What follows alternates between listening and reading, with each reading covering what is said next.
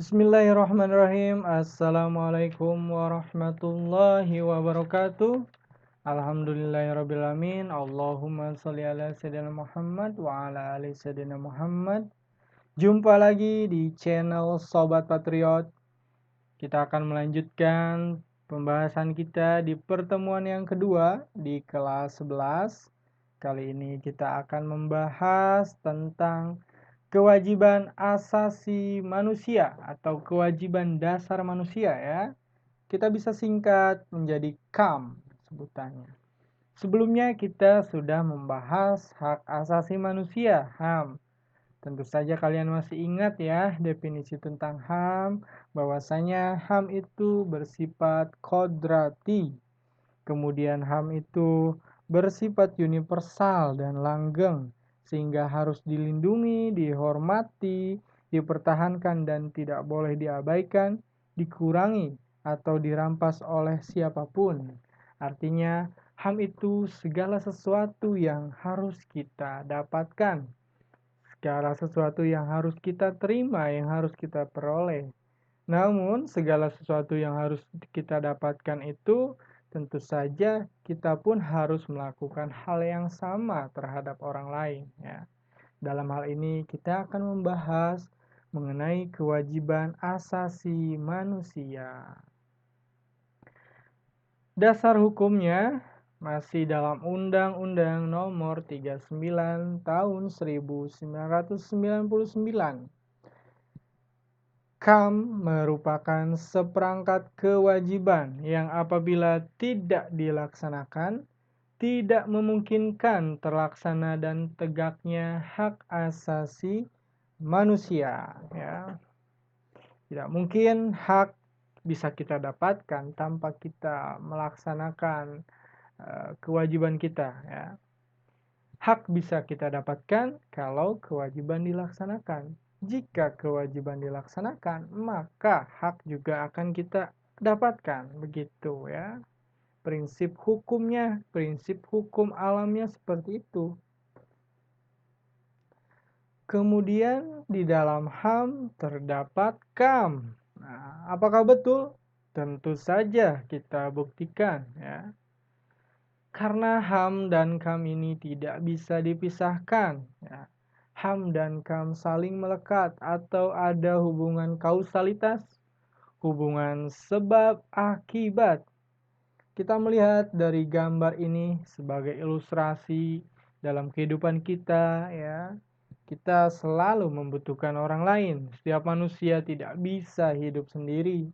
Dia membutuhkan pertolongan orang lain ya, membutuhkan bantuan dari orang lain dalam memenuhi kebutuhannya, pasti membutuhkan bantuan dari orang lain. HAM merupakan hak dasar secara kodrati, melekat pada diri manusia, bersifat universal dan langgeng, sehingga harus dilindungi, dihormati, dipertahankan, dan tidak boleh diabaikan, dikurangi, atau dirampas oleh siapapun. Ini adalah contoh HAM dan KAM dalam gambar ini ya. Misalnya ini ada seseorang yang lebih muda atau lebih kecil ya, lebih muda usianya, dan ada yang lebih besar, lebih tinggi, mungkin lebih tua ya usianya. Dalam artian sebagai orang yang lebih muda, tentu saja kita mempunyai hak untuk ditolong, untuk dibantu ya, karena dengan keterbatasan fisik ya. Kemudian juga sebagai yang lebih muda, kita memiliki kewajiban untuk memberikan rasa hormat, untuk menghormati ya, untuk menghargai orang yang lebih tua, apalagi yang sudah membantu kita, yang sudah menolong kita ya. Sebagai yang lebih tua ya, sebaliknya ya, memberikan kewajiban kepada yang lebih muda dengan menolong, dengan membantu, dengan menyayangi, dan memiliki hak untuk dihormati ya, untuk dihargai. Begitu kira-kira ya, dalam kehidupan sehari-hari kita harus bisa menerapkan prinsip itu ya, yang mana yang muda menghormati yang tua menyayangi yang miskin. Yang tua menyayangi yang muda ya, mohon maaf. Oke. Selanjutnya ya, HAM dan KAM dalam Pancasila ya. HAM dan KAM dalam Pancasila. Oke, kita tahu bahwa Pancasila ini sebagai dasar negara kita ya. Pancasila sebagai dasar negara kita. Pancasila memuat cita-cita dan tujuan negara Indonesia ya. Pancasila sebagai pedoman dalam kehidupan bermasyarakat, berbangsa, dan bernegara. Pedoman bagi masyarakatnya dan juga pedoman bagi pemerintah dalam melaksanakan tugas dan kewajibannya. Kita lihat HAM dan KAM dalam Pancasila ya. Walaupun HAM dan KAM itu bersifat universal, tentu saja di Indonesia memiliki ciri khas sesuai dengan nilai-nilai dasar yang dianut di Indonesia. Nilai dasar Pancasila. Kita tahu nilai dasar itu adalah nilai yang tetap, nilai yang abadi, nilai yang langgeng, ya, nilai yang mutlak, yang memuat tujuan, cita-cita dasar atau tatanan dasar. Ya. Kita tahu Pancasila itu ada ketuhanan yang Maha Esa yang pertama, yang kedua adalah kemanusiaan yang adil dan beradab, yang ketiga persatuan Indonesia, yang keempat kerakyatan yang dipimpin oleh hikmah kebijaksanaan dalam permusyawaratan perwakilan, yang kelima keadilan sosial bagi seluruh rakyat Indonesia ya. Nilai dasar di sini adalah kita mengambil inti, mengambil sari ya, sari pati dari sila tersebut. Misalkan dalam sila pertama, ketuhanan yang Maha Esa. Nilai dasarnya adalah nilai ketuhanan ya. Secara universal, nilai ketuhanan ini adalah nilai believe in God, percaya kepada Tuhan ya. Hampir di setiap negara memiliki kepercayaan ya, ada negara yang berdasarkan agama ya, ada negara yang memakai dasar hukumnya adalah agama ya, itu adalah salah satu bentuk kepercayaannya. Kemudian HAM dan KAM dalam nilai ketuhanan ini ya, memeluk agama, beribadah, dan memeluk agama, beribadah menurut agama dan kepercayaannya masing-masing ya, menghormati perbedaan agama, karena kita tahu Indonesia adalah negara yang beragama ya. Negara kita adalah negara yang beragama, mengakui adanya Tuhan. Tuhan ini berdaulat di Indonesia. Tuhan mempunyai kekuasaan. Tuhan eksis di Indonesia dalam wujud agama-agama yang hidup di Indonesia. Contohnya ada agama Islam, ya, ada agama Kristen, ada agama Hindu, ada agama Buddha, ya. Dan ada berbagai aliran kepercayaan ya, kepercayaan secara baik itu secara tradisional banyak dianut oleh berbagai suku-suku yang ada di Indonesia ya. Kemudian dalam artian dalam nilai ketuhanan ini hak ya, setiap warga negara itu berhak memeluk agama. Contohnya di dalam pasal 28E ya, 28E ayat 1, setiap orang bebas memeluk agama dan beribadat menurut agamanya ya, dan seterusnya ya. Intinya agama itu adalah hak ya, hak bagi setiap warga negara yang bisa dia gunakan, dan juga boleh juga ada orang yang tidak beragama ya, karena itu hak, jadi boleh digunakan ataupun tidak. Negara tidak bisa memaksakan kehendaknya ke ranah pribadi, ranah hak asasi manusia. Sama saja dengan melanggar HAM jika memaksakan setiap orang, setiap warga negara harus beragama. Ya. Kemudian dalam sila kedua, ya, nilai dasarnya adalah nilai kemanusiaan.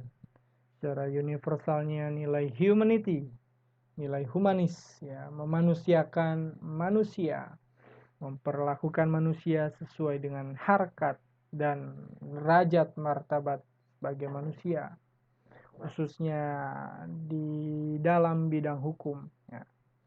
Perlakuan yang adil dan setara di hadapan hukum dan kehidupan sehari-hari. Equality before the law, semua orang sama di mata hukum. Ya.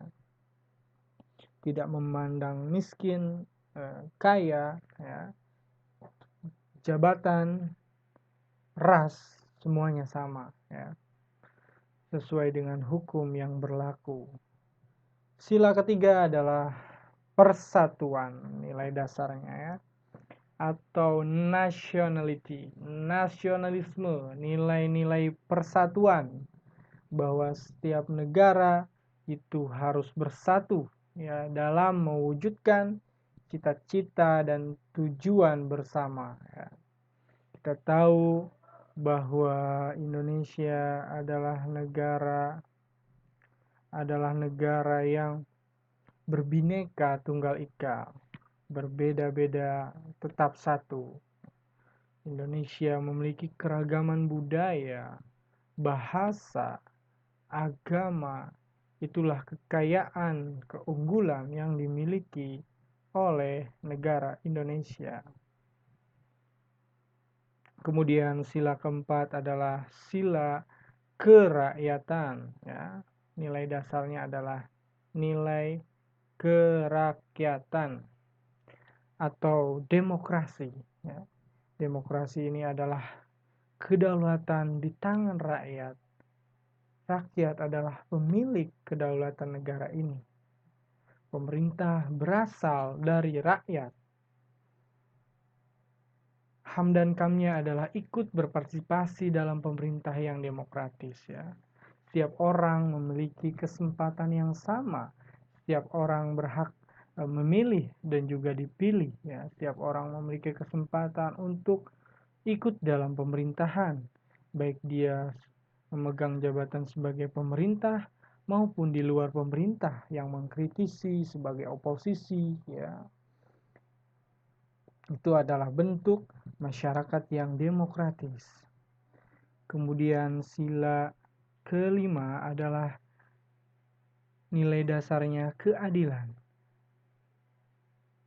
Keadilan sosial, ya. Nilai universalnya adalah social justice, ya. Keadilan sosial dalam setiap aspek kehidupan, ya. Dalam aspek ekonomi, dalam aspek pendidikan, dalam aspek kesehatan, kesejahteraan. Semua warga negara, semua orang memiliki hak yang sama, kesempatan yang sama untuk kebahagiaannya, ya, untuk kesejahteraannya. Itulah nilai-nilai dasar Pancasila, ya. HAM dan KAM termuat, tercantum dalam Pancasila. Ya. Itulah bukti kalau Indonesia sangat menjunjung tinggi hak asasi manusia. Dan juga Indonesia adalah bangsa yang beradab, ya, bangsa yang beradab melaksanakan kewajibannya.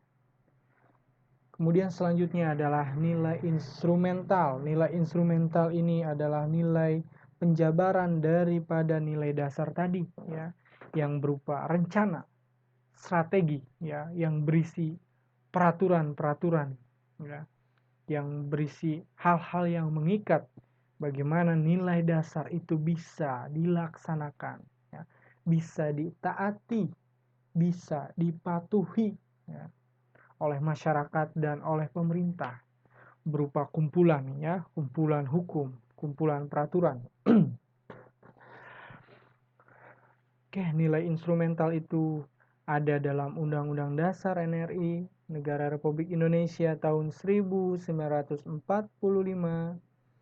kemudian dalam ketetapan MPR atau dalam TAP MPR ya.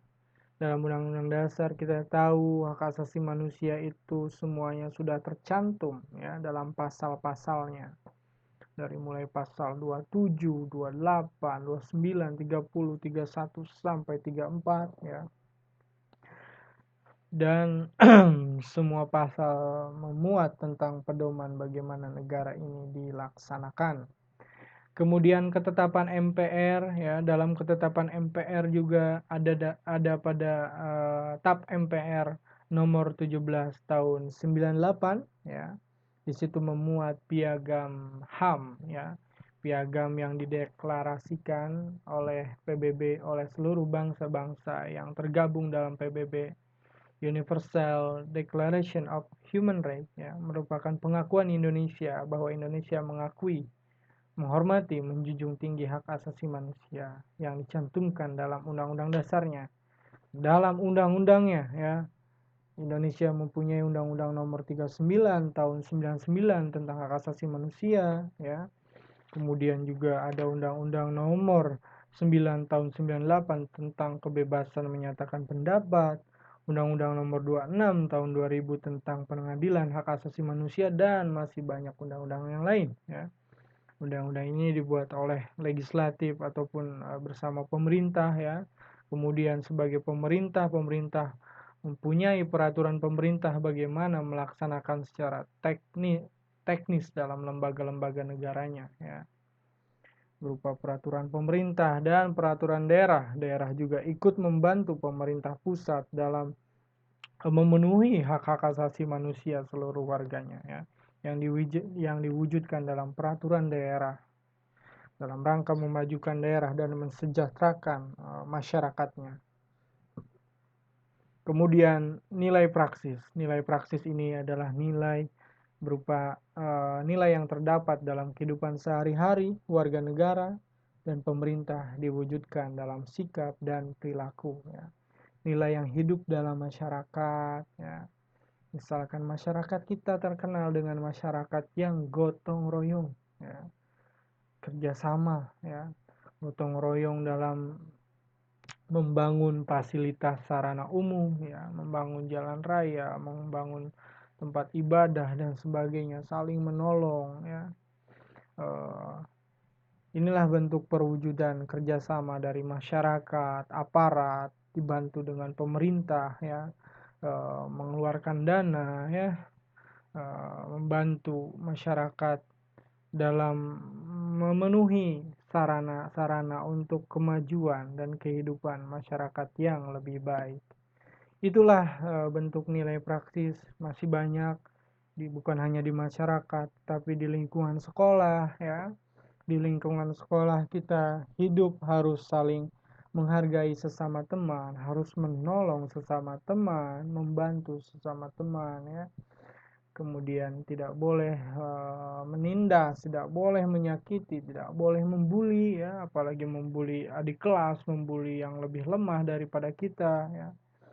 Harus menghormati guru, taat pada guru. Itulah bentuk-bentuk pelaksanaan HAM dan juga KAM dalam kehidupan sehari-hari.